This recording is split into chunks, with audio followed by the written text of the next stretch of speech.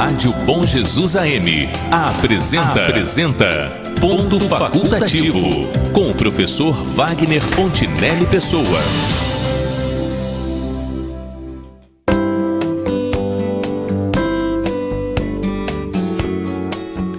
Bom dia, senhoras e senhores ouvintes da Rádio Bom Jesus e internautas que nos acompanham pelo nosso aplicativo para dispositivos móveis e pelo nosso site, que pode ser localizado em www.radiobomjesusam.com.br ou o nosso aplicativo Rádio Bom Jesus 1170.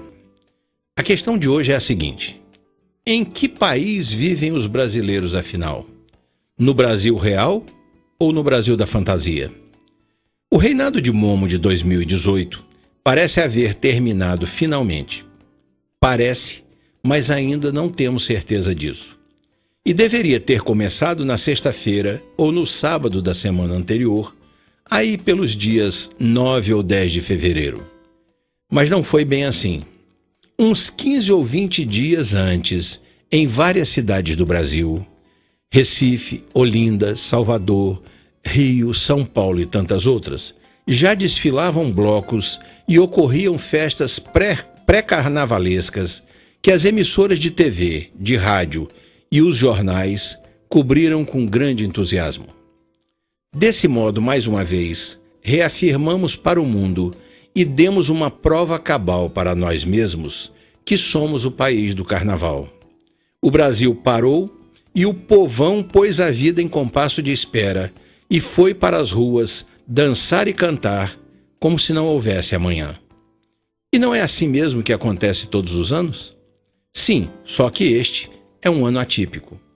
Aliás, esta é uma fase atípica em nossa história recente. Não temos, por assim dizer, muitos motivos para comemorar.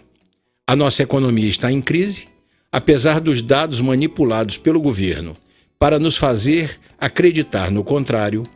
A segurança interna do país se encontra num estado caótico, os índices de criminalidade estão explodindo, a corrupção foi institucionalizada na máquina pública e o nosso futuro é incerto.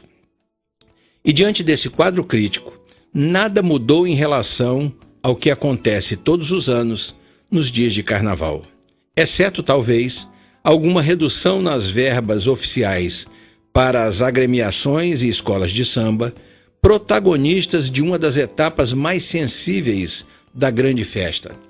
Houve protestos por parte das ligas que reúnem essas entidades, com ameaças de cancelamento do grande desfile. Mas depois, como era previsível, ninguém cancelou nada e cada uma delas pôs o seu enredo na avenida. No final de tudo, o país ficou estacionado quase um mês, como é de costume. Foram dias enforcados de trabalho, com o Congresso Nacional fechado, o Poder Judiciário sem funcionar, com os preços aumentando para o consumidor e o governo reafirmando a deslavada mentira de que a nossa inflação está estacionada na casa dos 3% ao mês. Mas agora chegou a hora de pagar a conta da folia. Tem o material escolar, tem o IPTU, tem o IPVA, tem a fatura do cartão de crédito e todos aqueles demais itens que, de rotina, vencem no início do ano. Os noticiários da TV voltarão a focar em suas manchetes na persecução dos corruptos e corruptores, nos estranhíssimos habeas corpus concedidos por ministros do Supremo, na criminalidade desenfreada e na intervenção federal na área da segurança do estado do Rio de Janeiro. A realidade nos tira do sonho e nos permite perceber a distância monumental que existe entre o Brasil real e o Brasil da fantasia. Para conversar sobre essa questão, é necessário um interlocutor que seja bem informado sobre a situação geral deste país e que esteja acostumado a fazer uma análise crítica, lógica, fundamentada e desapaixonada de seu quadro político e econômico. Pois assim é o convidado do Ponto Facultativo na manhã desta terça-feira. Trata-se de um artista plástico que, além disso, conhece muito sobre as artes e as atividades culturais. Graduado em Artes Visuais pela Universidade Federal do Espírito Santo, é mestre em Educação Rural pela Universidade Federal Rural do Rio de Janeiro. Além disso, é servidor do Instituto Federal Fluminense no campus de Bom Jesus do Itabapoana. É pintor, escultor e dispensa, com duplo motivo, maiores apresentações ou explanações sobre sua pessoa, sua arte e seu trabalho, por ser uma pessoa bastante conhecida nesta comunidade e por já haver participado deste programa em outras ocasiões. Comigo na bancada de entrevistas do Ponto Facultativo, o artista plástico, pintor e escultor Paulo Sérgio Lettieri Martins. No comando do show da manhã, como sempre acontece de segunda a sexta-feira, o meu amigo Alexander Sullivan. Bom dia, meu caro Lettieri. Seja muito bem-vindo e obrigado por sua participação em mais esta edição do programa. Mais uma. Vamos lá. Nós estamos em meio a uma das mais graves crises que este país já enfrentou e durante esse carnaval o país, a população, as autoridades se comportaram como se tudo estivesse absolutamente normal e o país passou praticamente de 20 a 25 dias numa folia. Então vamos começar pelo... Orgia. Uma orgia. Vamos começar, aliás, em certos blocos era uma verdadeira orgia mesmo, né? Coisas inacreditáveis, como diriam alguns, né? Eu vi até uma piada, o Lettieri, diz o seguinte, vamos dizer assim, as demonstrações vamos dizer assim, de orgia explícita foram tão grandes em certos blocos que dizia lá a pessoa que fez o comentário esse ano, não há muito risco dessa gravidez, essa incidência de casos de gravidez que ocorre depois do carnaval. O negócio estava meio estranho. Hoje não sei. Estava estranho. Você acha que o carnaval de 2018 já acabou mesmo ou que irá aparecer aí alguma rebarba desses festejos? Porque se depender do povão, pelo visto, Lettieri, mais uma semana de feriadão não faria mal a ninguém. Principalmente na Bahia, né? Principalmente na Bahia. Principalmente na Bahia. Aquele clima de carnaval na Bahia, acho que ele é vitalício. Ele é contínuo, Mas você acha que agora parou mesmo, vamos voltar para o Brasil real? Queira, não queira, alguns setores têm que ter parado, né? Eu acredito que sim, né? Olha, aconteceu até um fato bastante inusitado, mesmo para o período normal, que não é de carnaval. O Congresso, a Câmara de Deputados estava pretendendo fazer uma sessão num dia de segunda-feira. Isso sim é anormal, é inédito. Né? Mas é essa questão do Estado do Rio sobre a qual nós vamos falar daqui a pouco. Olha aqui, falando sério, qual impressão lhe ficou disso? Os brasileiros não estão acreditando no tamanho do atoleiro em que estamos metidos, ainda não se deram conta da gravidade dessa crise, ou estão fazendo como aquele sujeito que perde o emprego e, em lugar de procurar um novo trabalho, prefere ficar bebendo no botequim para esquecer as mágoas? E recebendo o auxílio-desemprego, né? O auxílio-desemprego. Enquanto ele estiver vigente... Você acha que o brasileiro... Muitos, não são todos, lógico, evidentemente, porque alguns procedem dessa forma, né? Carnaval, o Wagner, todos nós sabemos, uma manifestação popular, ele se iniciou, né, de uma forma de umas brincadeiras, né? Se for ver a história do carnaval, a maior festa popular que nós temos no calendário, né? Nunca sem dúvida. Então isso foi com o passar dos anos se enraizando, crescendo. E hoje o carnaval não é uma manifestação popular. Hoje, inclusive, você pode dizer que ela é da elite mesmo. Que os carnavalescos, aquelas grandes escolas de samba, se você for olhar quem domina aquilo, quem compõe aquilo... E uma atividade empresarial. Empresarial, né? De muito dinheiro envolvido, né? E dinheiro público também, né? Que sustenta essas escolas de samba. Perdeu, né? Nesse sentido, por exemplo, das escolas... Então perdeu a identidade. Perdeu a espontaneidade. De festa popular. De festa popular. Ela tem a participação do povo, mas ela não Mas segurando na corda do lado de fora. Sem a menor dúvida. Você pega as escolas de samba que nasceram no Morro do Rio de Janeiro, por exemplo, que é o berço do samba no Brasil, e ele, inclusive, nos morros, né, do Rio de Janeiro, que nasceu o samba, né, essa identidade cultural do Rio de Janeiro. E hoje não é.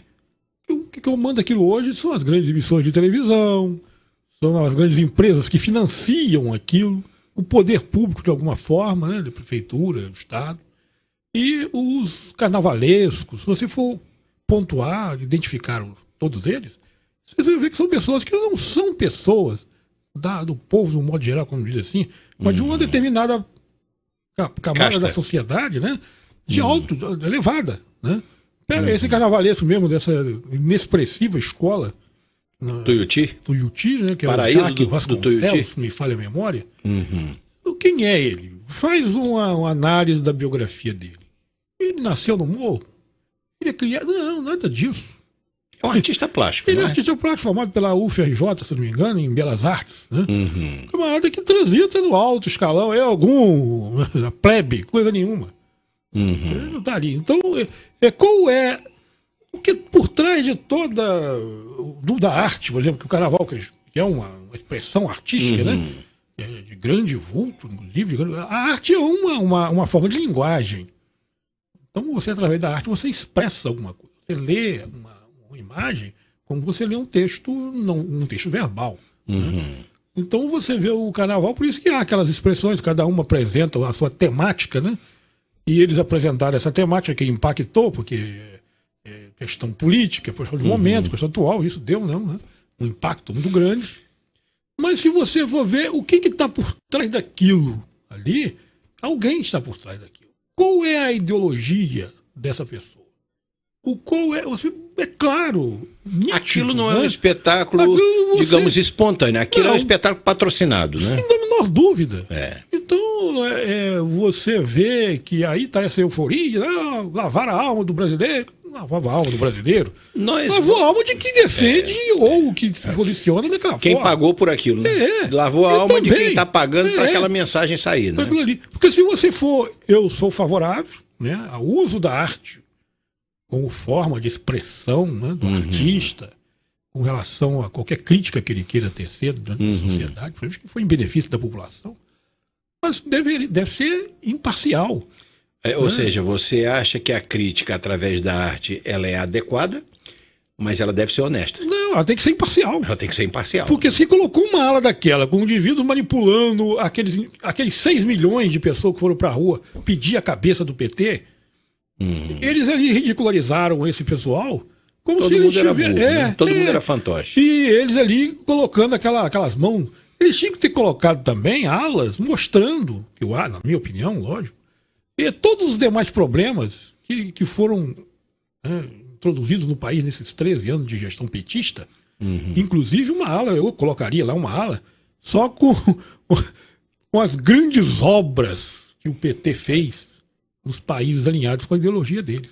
Tá bom. Nós vamos já falar daqui a pouquinho, vamos falar do desfile da Tuiuti e vamos falar também de algo que você tangenciou aí agora, mas que foi, eu me aproveitei de uma postagem que você fez, ou compartilhou, onde você aborda exatamente essa situação aí. Nós vamos voltar a isso já já.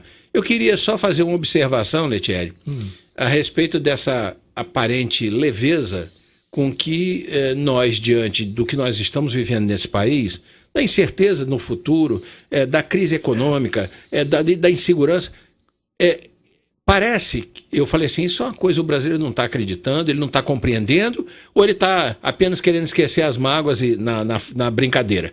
Aí, o que acontece? O Brasil não é o único país a fazer isso, isso é uma coisa incrível. A Grécia, ela está mais quebrada do que arroz de terceira, e ela comemorou o carnaval durante quase um mês também. Eles têm um carnaval típico deles. Quase um mês de carnaval na Grécia. A Grécia está no atoleiro, a Grécia está na areia movediça e está fazendo um mês de carnaval também, né? Olha aqui uma coisa, a parte mais grave desse problema, o Letieri, é que essa leviandade não começa e nem se limita ao povão. Eu mencionei isso nas palavras de abertura.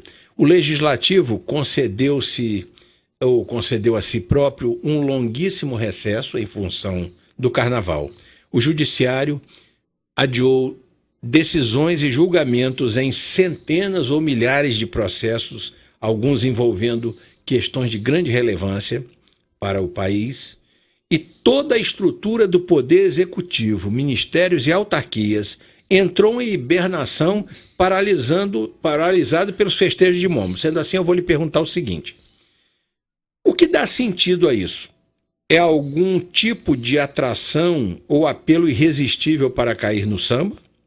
Ou é apenas aquela velha estratégia conhecida como pão e circo, com o propósito de distrair a população dos graves problemas que o Brasil enfrenta e para reduzir a pressão sobre os governantes? Pode ser utilizado para isso, mas eu acho que não nasceu para isso. Isso no carnaval nasceu com a população. Não, né? eu digo o que foi feito esse ano. Sim. Fecharam tudo, o governo prestigiou. Você acha que isso é uma maneira de... Quer dizer, o povão caiu nessa porque tá lá, não está compreendendo a dimensão da coisa, ou o governo estimulou isso um pouco também para tirar o foco de cima dele? Eu acho que é as duas coisas. Entendeu? Eu acho que o governo aproveitou a oportunidade, mas ele sabe, você sabe para quem você está dando aquilo ali. A receptividade, porque o político, eu entendo, que o político analisa o seu público. Certo.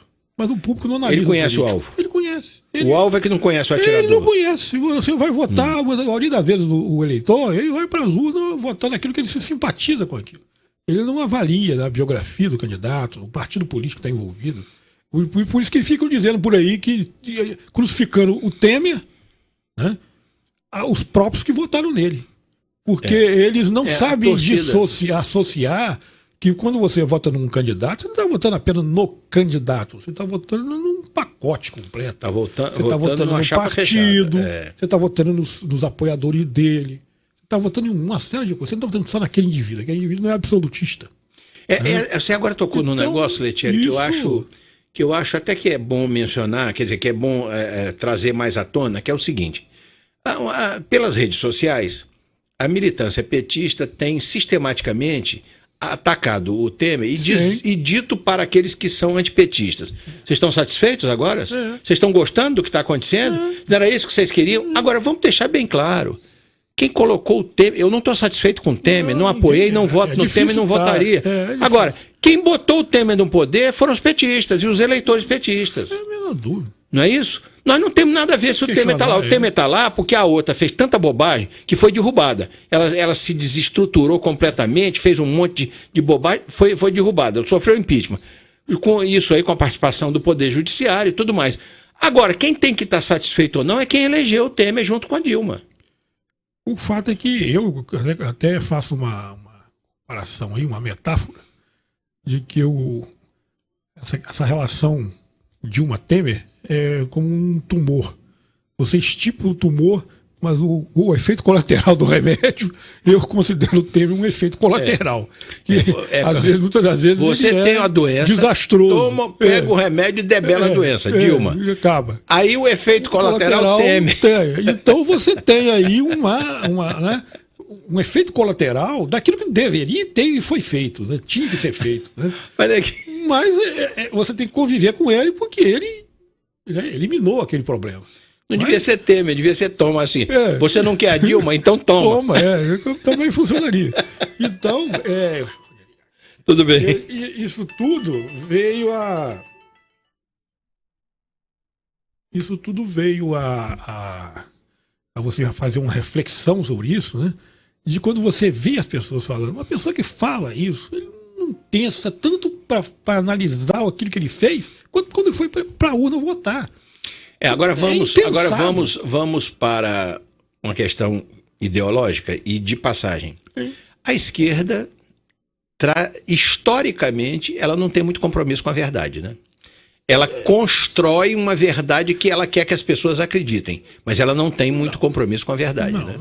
O que eles falam que deve ser a verdade, eu acho que o discurso ou que eles querem que as pessoas acreditem que é a verdade. Eles classificam o fulano que ele é esquerda ou direita de acordo com aquilo que ele acha que o cara é bom ou ruim. Se ele for ruim, ele é da direita. Se ele for bom, ele é da esquerda. Tem um fato histórico que muita gente não sabe, mas na Rússia, né, na União Soviética, melhor dizendo, na antiga União Soviética, quando tem uma foto famosa do Lenin discursando e que ao lado do Lenin tinha o Stalin e o Trotsky.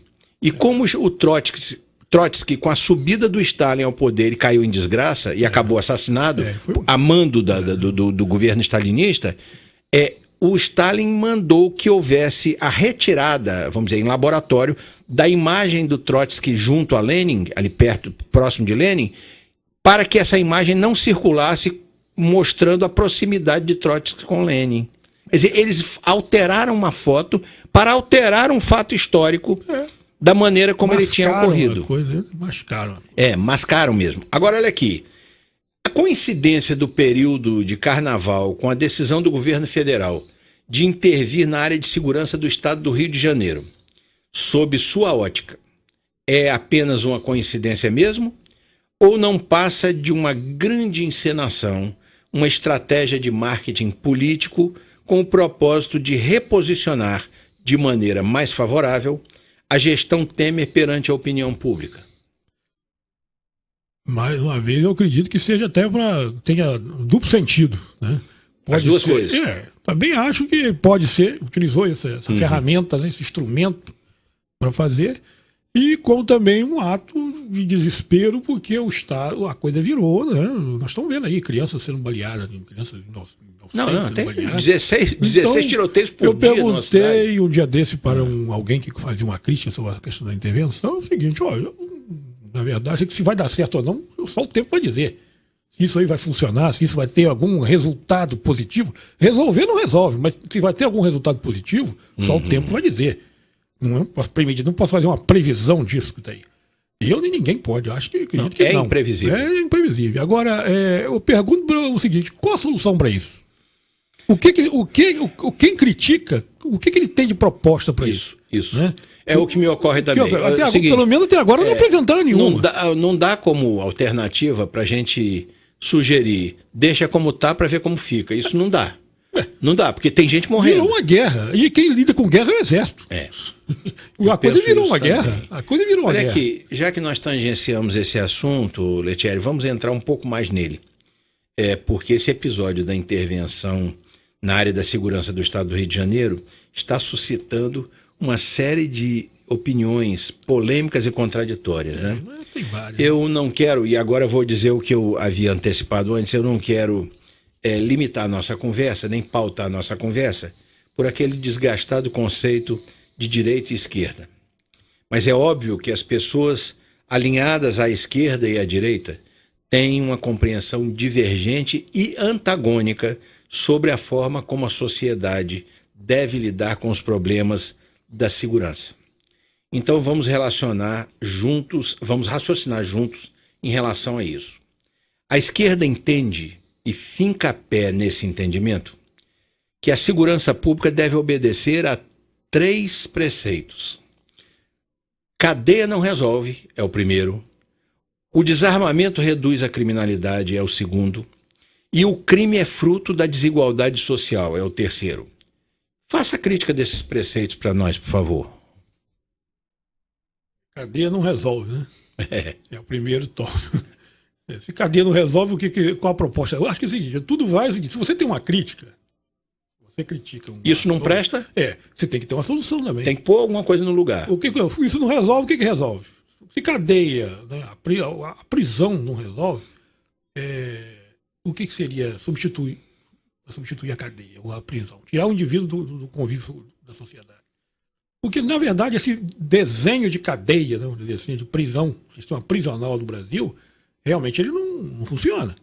Porque é um sistema prisional que o intuito da prisão é ressocializar o indivíduo, a sociedade. Não é matar ele, senão você tem eu acho que a privação, a pena privativa da liberdade, ela tem um duplo propósito. Sim. Que eu acho que é inicial, tirar o indivíduo do convívio social. Que é um indivíduo que ele está agredindo a sociedade. Ele é um indivíduo nocivo à sociedade. Nocivo. Então é tirar. E o segundo, na medida do possível, ressocializar. O ambiente prisional é para isso.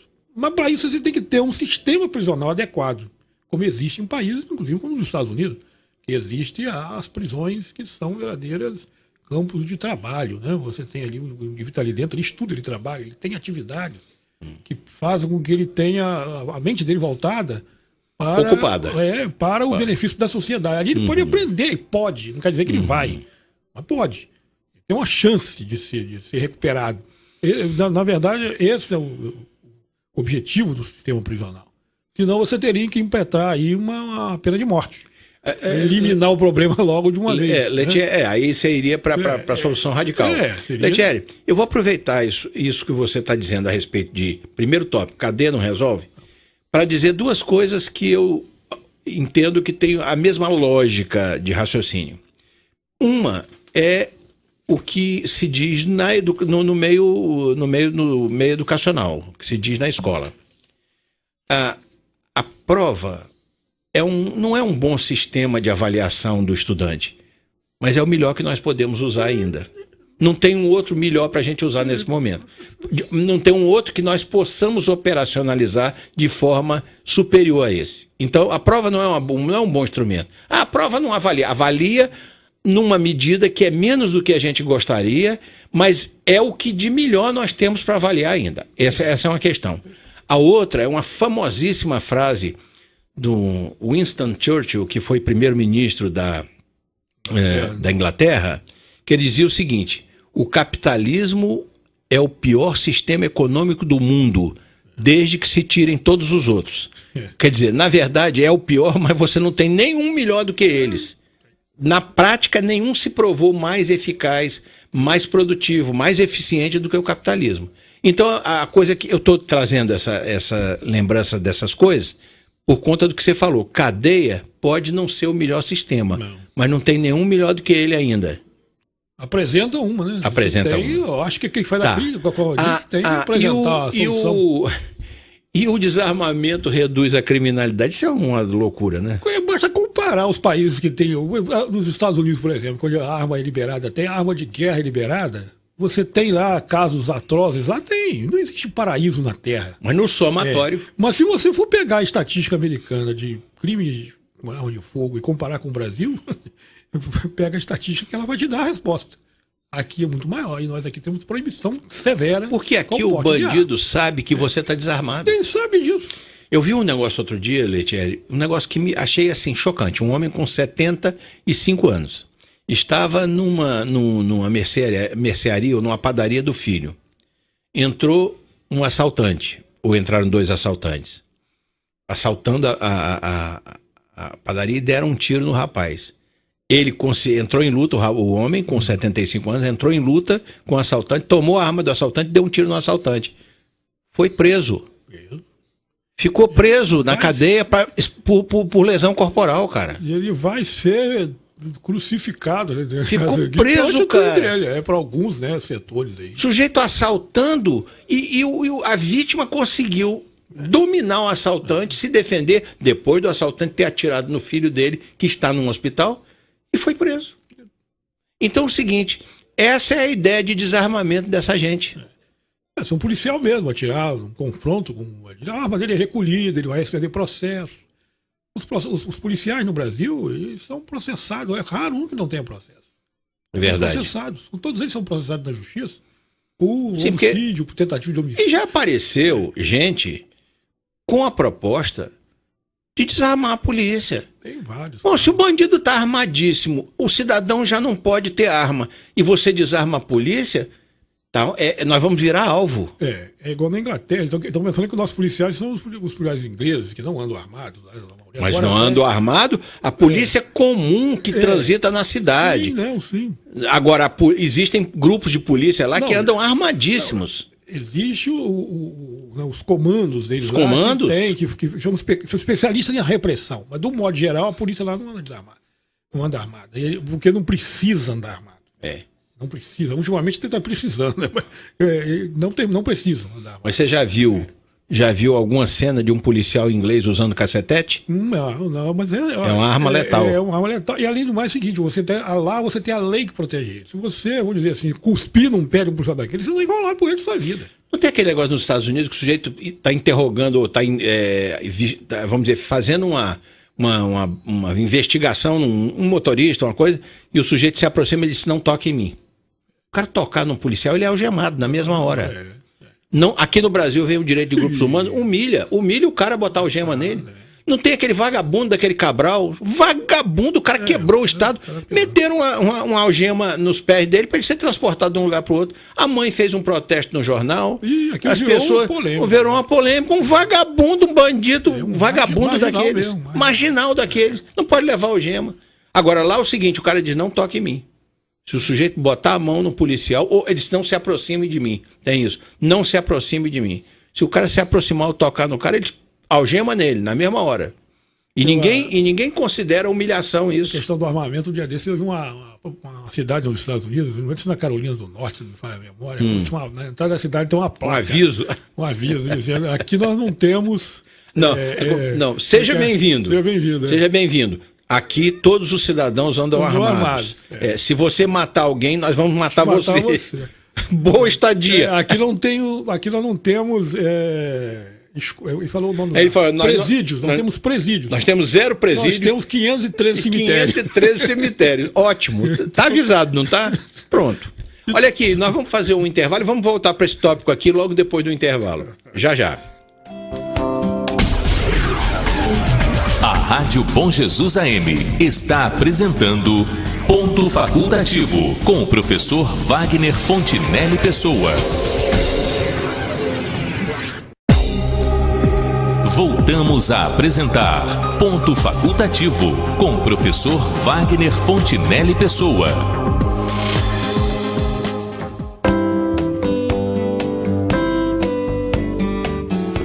Voltamos com o Ponto Facultativo.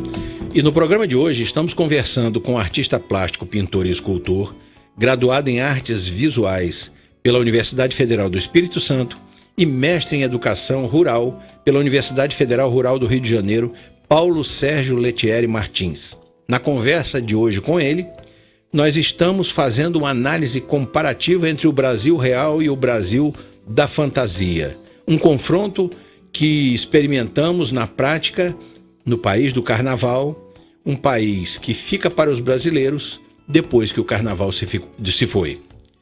Lettieri, nós estávamos antes dessa conversa, antes desse intervalo, melhor dizendo, nós estávamos falando ainda daqueles 3 preceitos, né, que o pessoal da esquerda tem. O primeiro, nós falamos sobre ele, cadeia não resolve. Depois, o desarmamento não reduz a criminalidade, né? Nós falamos sobre isso também. Agora ficou faltando aqui, o crime é fruto da desigualdade social.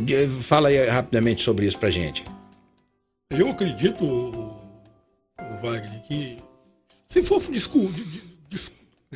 discorrer sobre todos esses tópicos, vai dar uma discussão muito longa, né? Porque dá uma conversa só sobre isso.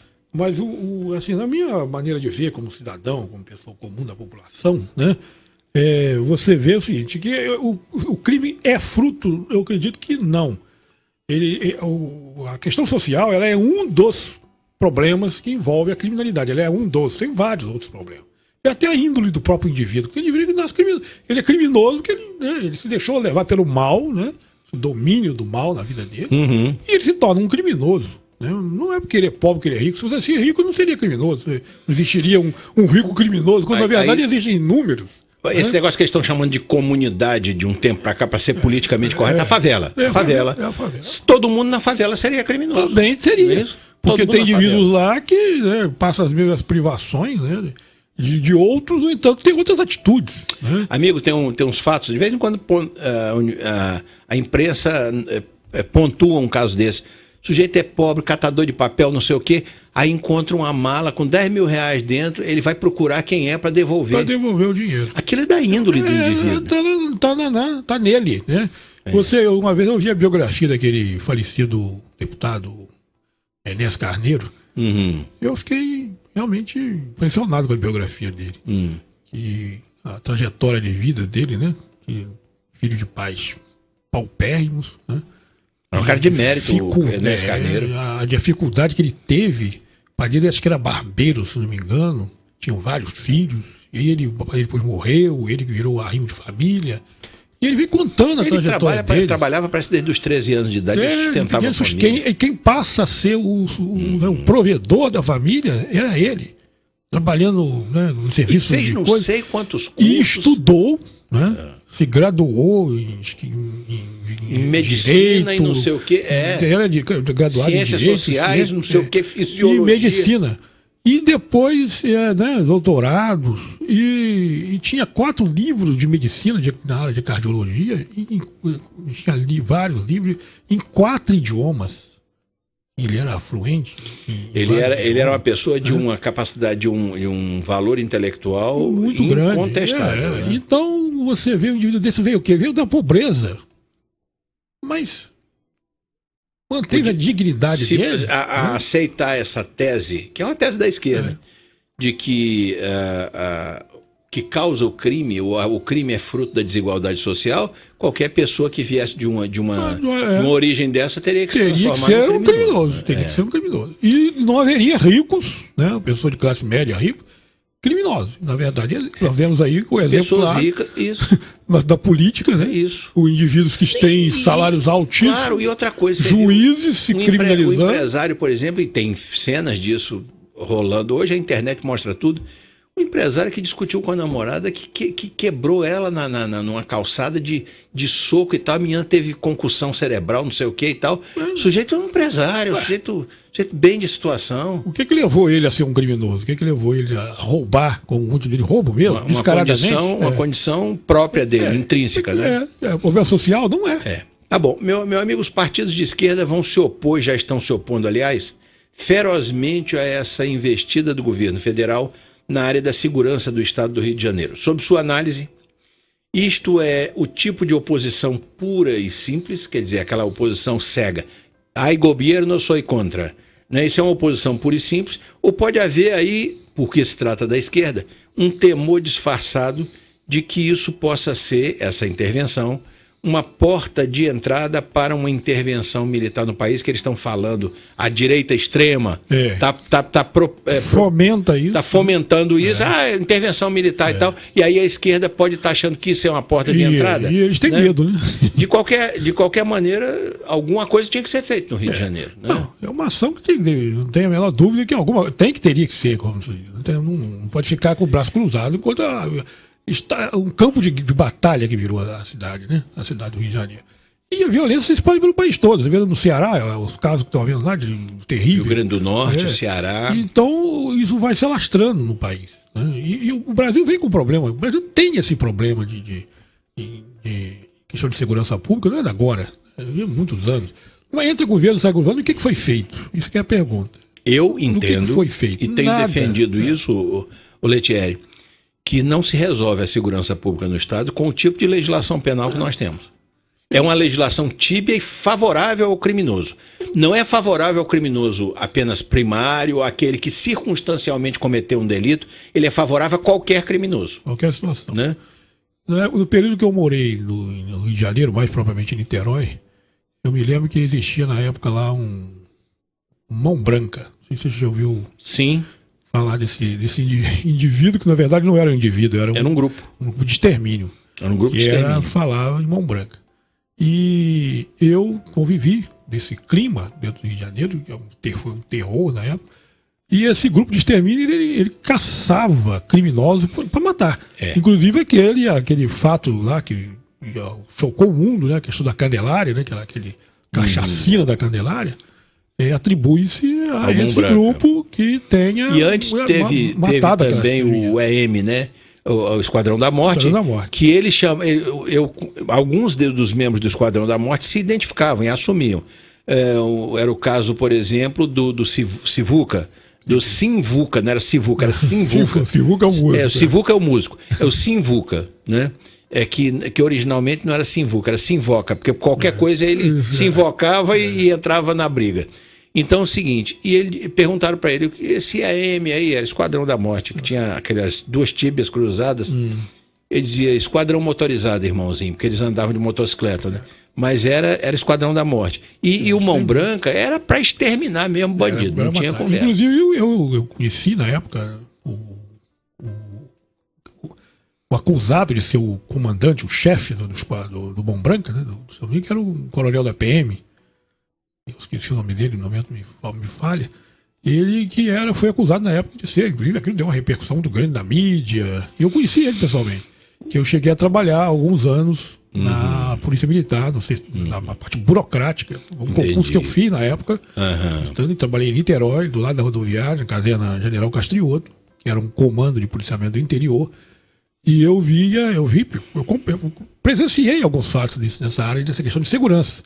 E na época já existia um problema de segurança muito grande no país, e como sempre houve, desde que eu me lembro de garoto, que tem. Só que à medida que vai avançando, a gente percebe que isso vai ampliando. Nós temos hoje uma situação insuportável na questão de segurança. O problema é o seguinte, na esteira do Esquadrão da Morte, do Mão Branca e outros grupos de extermínio, com essa configuração que você está delineando aí, vieram as tais milícias. O problema é que as milícias, elas saíram desse propósito de exterminar bandido e entraram no propósito de ocupar espaços que eram dos bandidos, de chantagear, de explorar, de dominar a venda de gás, venda de sinal de TV, de internet, de tudo ali. Então, e de tráfico de entorpecente. Então as milícias hoje, elas são mais perigosas ainda, porque além de serem grupos de banditismo também, quer dizer, o grupo de extermínio é de banditismo, mas não focado apenas nisso, ela é composta por muitos policiais, civis, militares, bombeiros, e isso aí faz com que o agente de uma milícia dessa, ele tem um duplo papel.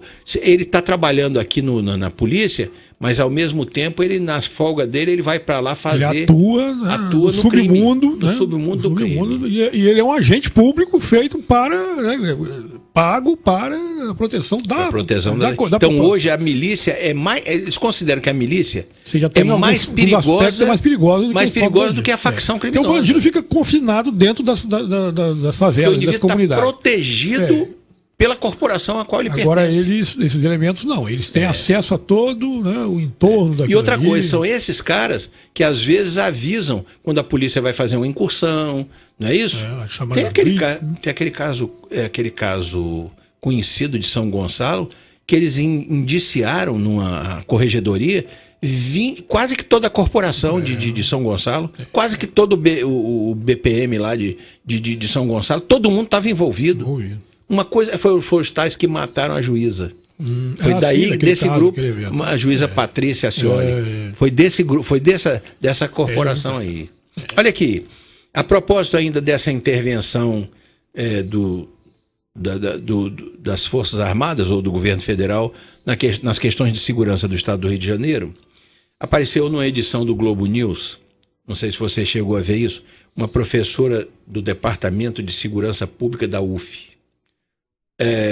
Um tanto quanto histérica essa professora, chamada Jaqueline Muniz, que fez um discurso apaixonado, veemente, contra essa operação. Muito bem. Você chegou a ver essa entrevista? Não, eu vi a propaganda Muito bem.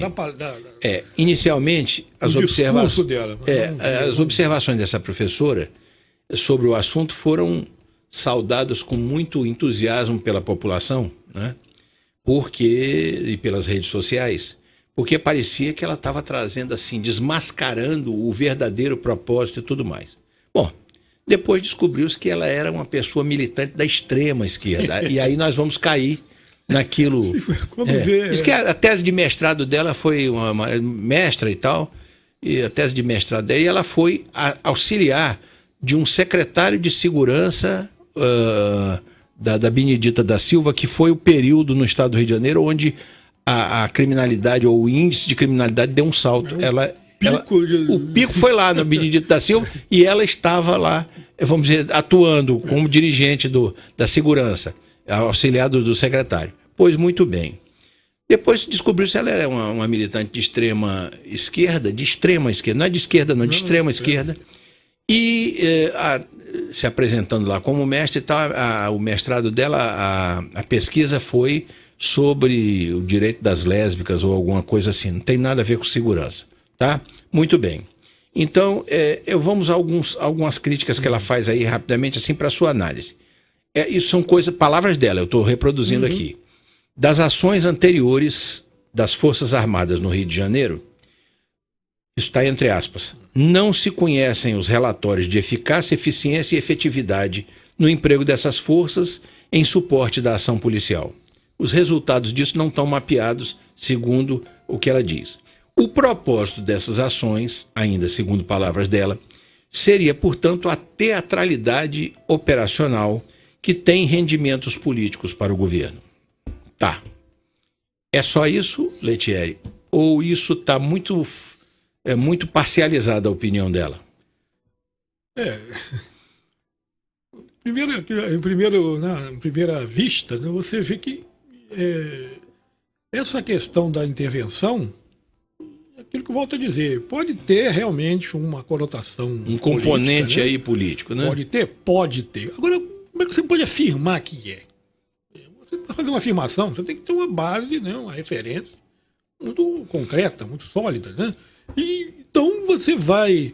eu acredito que seja aguardar o resultado. Eu acho que resultados é que falam por si. Sim, né? Esses resultados é que dirão... Se houver resultado positivo ou objetivo, não importa qual seja, o importante é que há uma ação para coibir esse tipo de coisa dentro da sociedade, que está uma coisa insuportável. A pessoa está indo para a rua com medo de morrer, levar uma bala, que sabe lá de onde vem. Verdade. Né? Isso é coisa comum. Então você vê hoje, uma ida ao Rio de Janeiro hoje é um risco de vida. Porque, de repente, você pode estar se envolvendo no meio de um tiroteio. A coisa está tão descontrolada, Letieri, que tem um caso que eu acho que seria engraçado, seria cômico, se não fosse trágico. Sim. Uma funcionária pública que fazia transporte solidário com os colegas, ela estava na porta do edifício dela esperando. Hoje ninguém vai fazer isso, o cara fica dentro da portaria esperando, né? Mas ela estava na porta esperando passar o transporte que naquele dia era de um outro colega, para seguir para o trabalho. Veio um assaltante, assaltou, tomou os brincos dela, pulseira, não sei o que e tal. Só que o que ela estava usando era bijuteria fina, mas estava usando bijuteria. Ficou abalada com aquilo e tal, mas foi para o trabalho. No dia seguinte, ela estava lá na porta outra vez, esperando, era o dia de outro colega.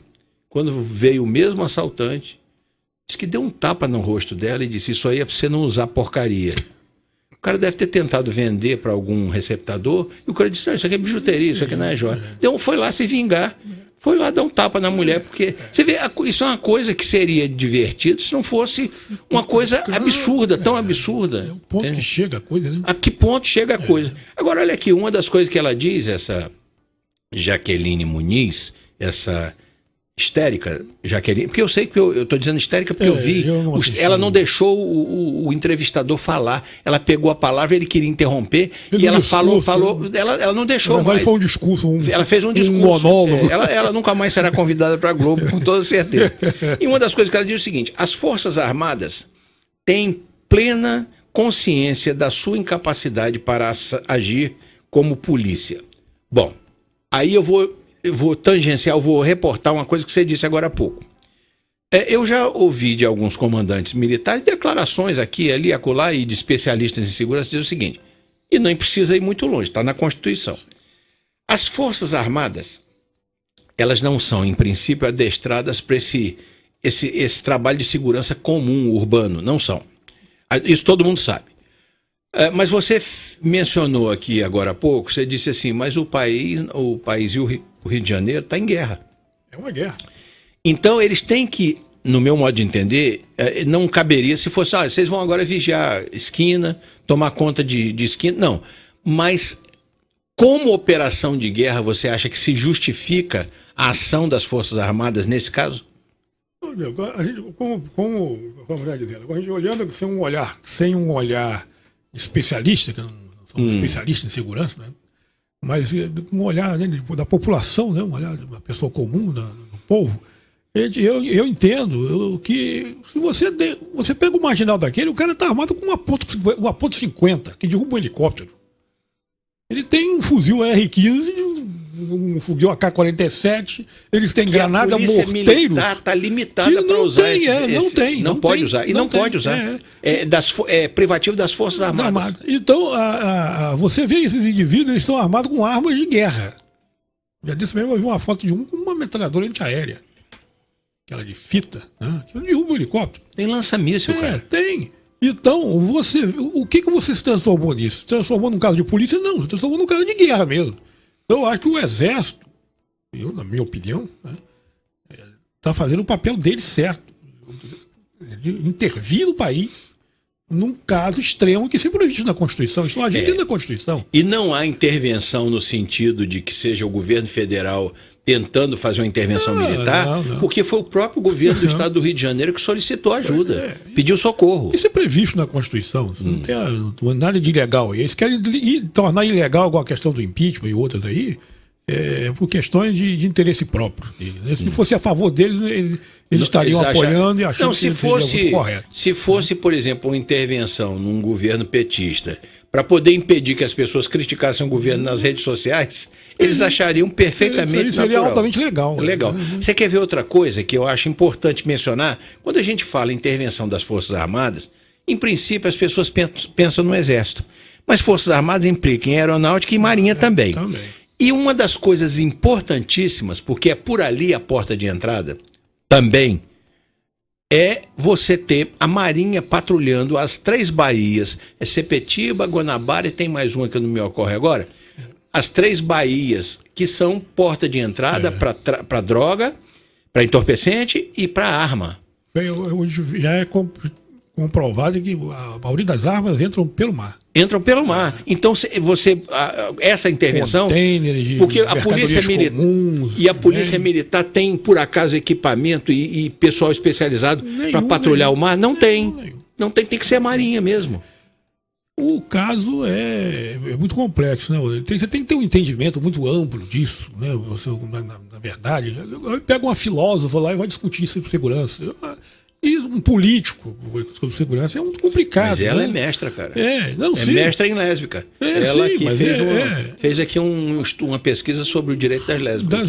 Sim. Mas isso tem uma influência, talvez, deve ter uma influência muito grande da segurança nacional. Sim, é o que eu estou imaginando. Senão não teria intervido. Agora, essas opiniões, elas vão continuar sendo divergentes. E aí é o seguinte, eu acho que você argumentar com coisas lógicas, tudo bem, você pode ter um argumento para contrapor o meu e até que seja mais convincente, mais lógico.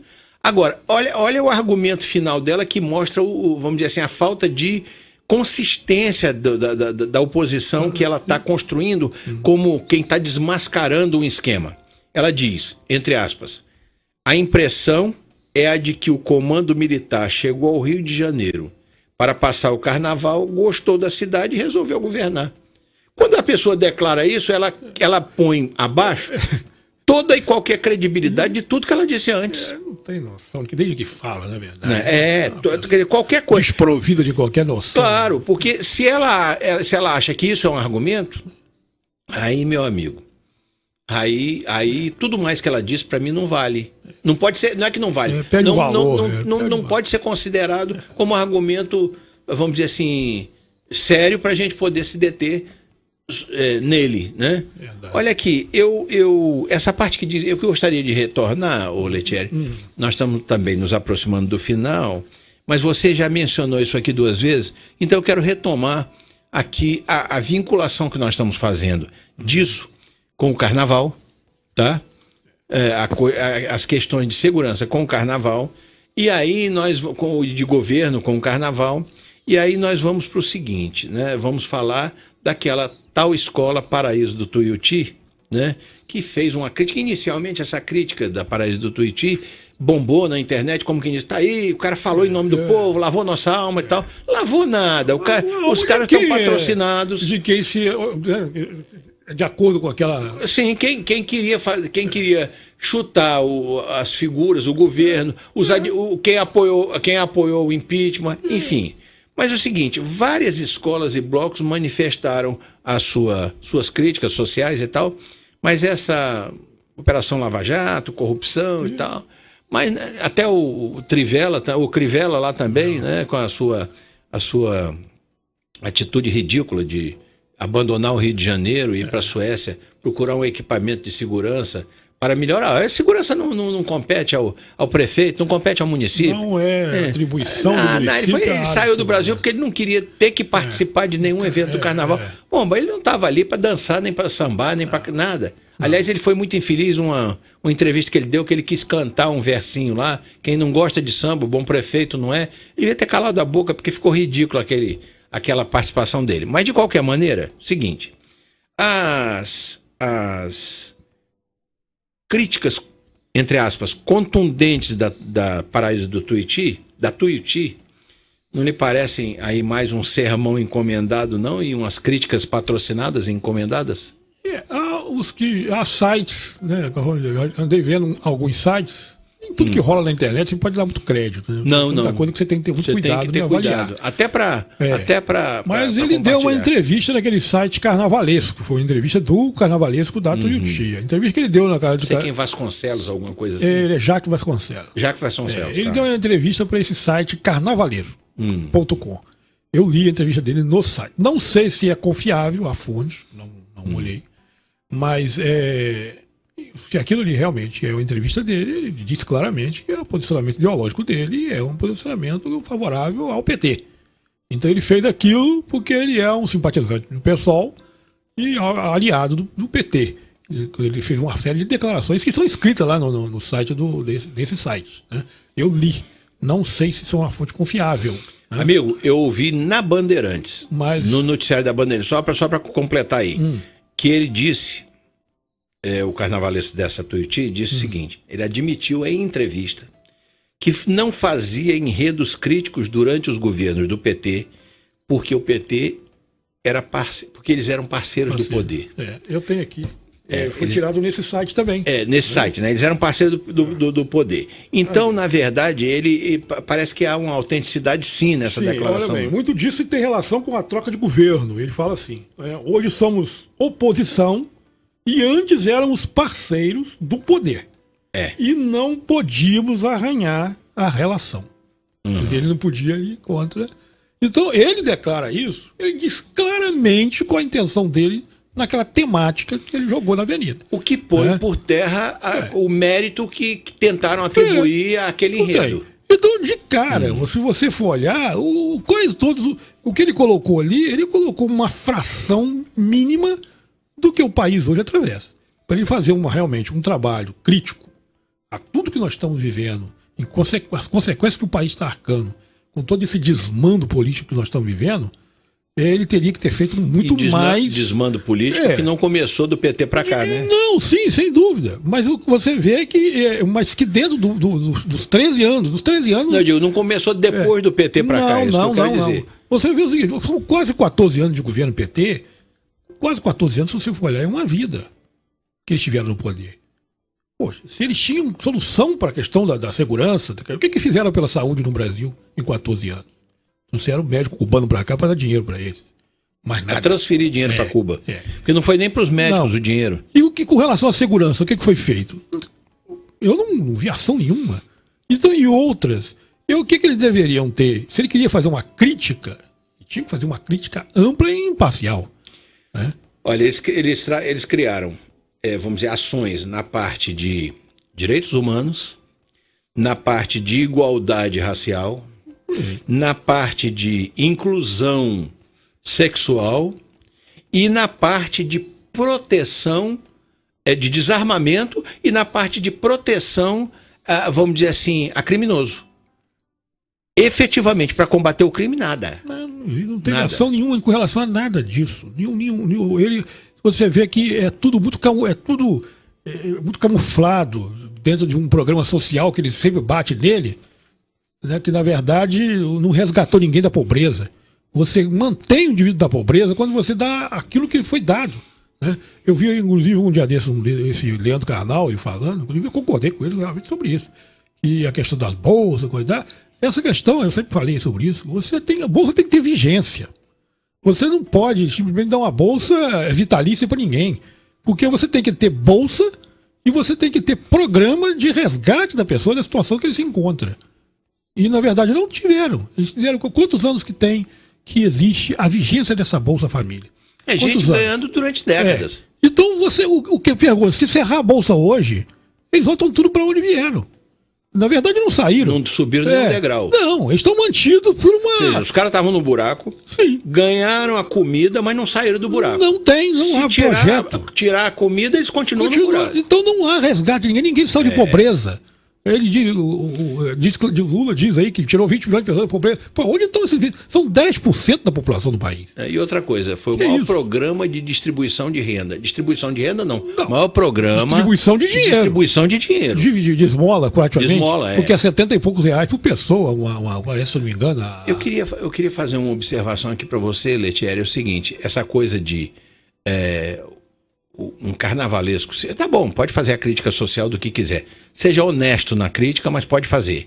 Agora, essa coisa do carnavalesco tá criticando a desonestidade, a improbidade e tudo mais, eu queria lembrar o seguinte, durante décadas seguidas, as escolas eram mantidas por bicheiros e contraventores.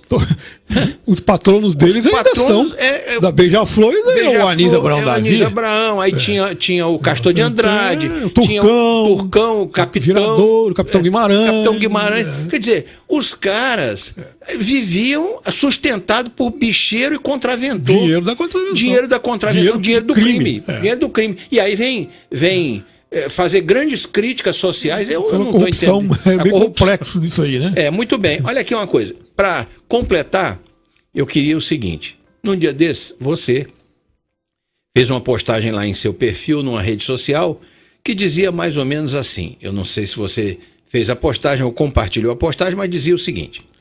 Entre aspas aí, postado lá para o meu amigo Letieri. Atacar Temer foi uma forma da inexpressiva escola de samba Paraíso do Tuiuti aparecer. Ao invés de atacarem quem realmente destruiu o Rio, Cabral, Paes e Pezão, todos ligados ao PT, e o país, Lula e Dilma. Ao publicar ou compartilhar, isso eu gostaria que você esclarecesse, não para mim, que eu lhe conheço bastante, mas para o nosso público. Ao compartilhar isso, ou publicar isso, ou compartilhar com alguém, o seu propósito foi o de defender o Temer ou apenas o desmascarar a hipocrisia da escola de samba e do seu carnavalesco? É exatamente isso. Porque isso aí foi uma redação minha, não foi compartilhamento. Eu coloquei porque a minha indignação com a pessoa que, o carnavalesco, né? Como é que ele cria uma temática dessa, e do meu ponto de vista, uma temática bem imparcial, né? E defender Temer, jamais. Eu não votei nele, não gosto da continuidade dele. Críticas a ele também. E eu acho que ele está aí, conforme eu disse, ele é um efeito colateral. Né? É um tratamento que precisava ser feito, né?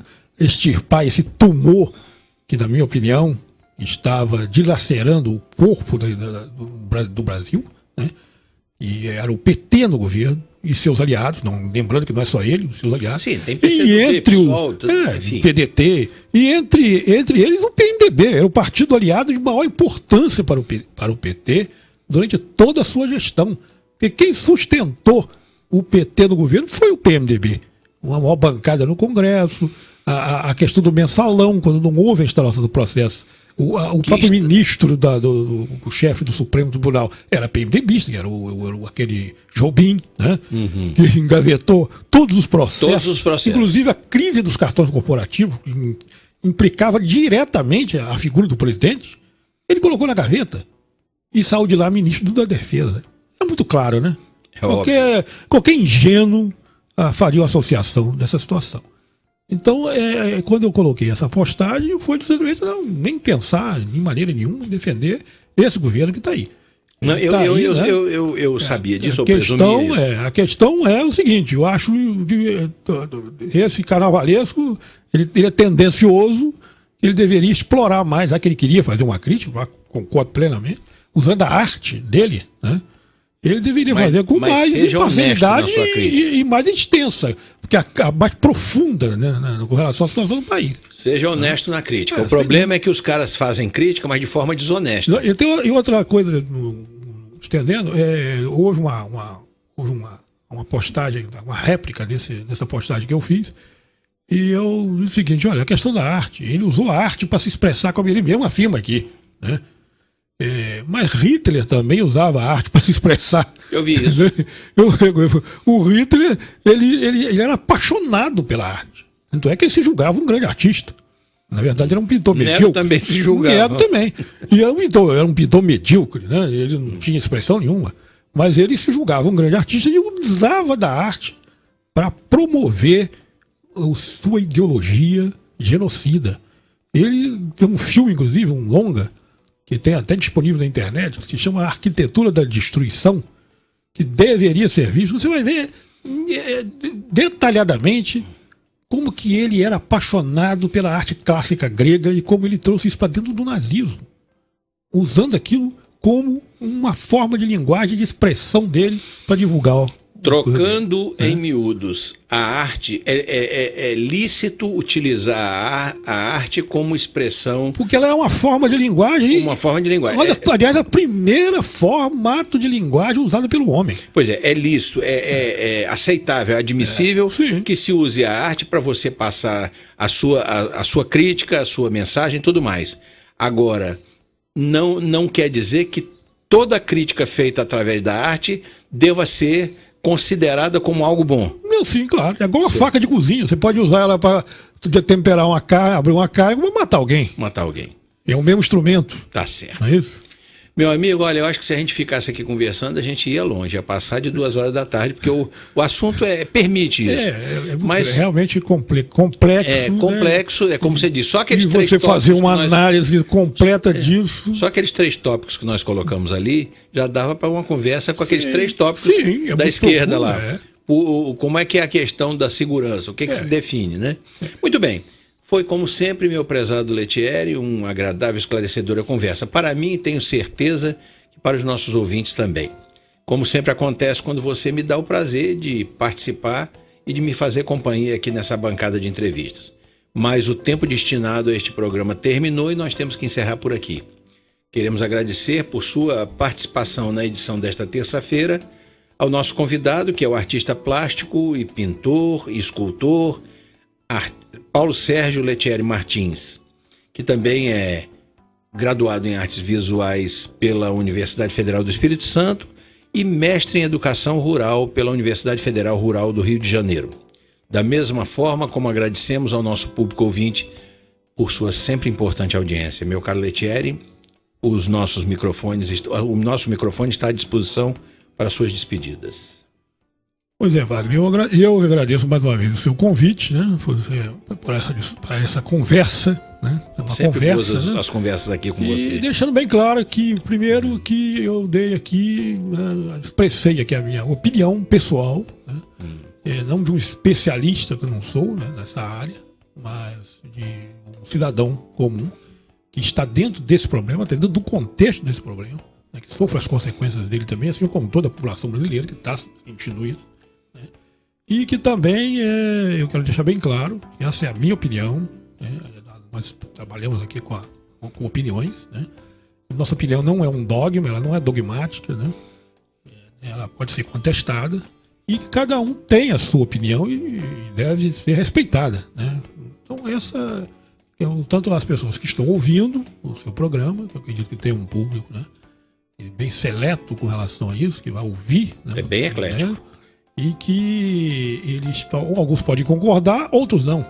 Mas isso faz parte do que nós chamamos de democracia, né? E o que é importante é que ainda temos, pelo menos no nosso país, a liberdade de vir aqui num microfone, ou na rua, onde quer que seja, numa rede social, e expor aquilo que você pensa, aquilo que você sente.